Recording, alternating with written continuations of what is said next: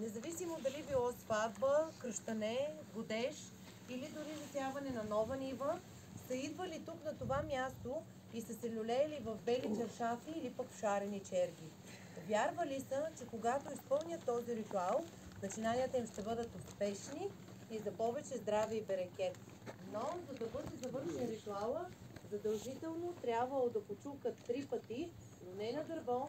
Всички знаем, ние в цяла България казваме да чукнем на дърво, да не чуе дявола. Тук в Долине почуквали на някое произволно камъче. Днес ние не можем да ви предложим нито бели чаршафи, нито шарени черги, но пък имаме тематична люлка, на която може да се полюлеете и разбира се да си пожелаете нещо, да завършите вашия ритуал. Да се полюлее и да си пожелае. Аз ще капа нещо сладичко или пък да се пива кафенце. Тук е мястото.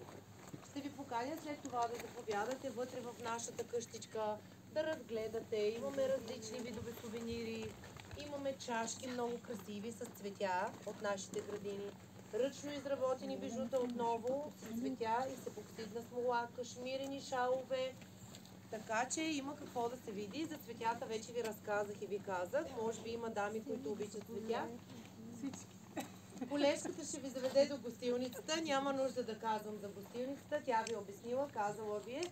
Препоръчвам, не знам с какво време разполагате, но силно ви препоръчвам да се качите, нали, да хапате.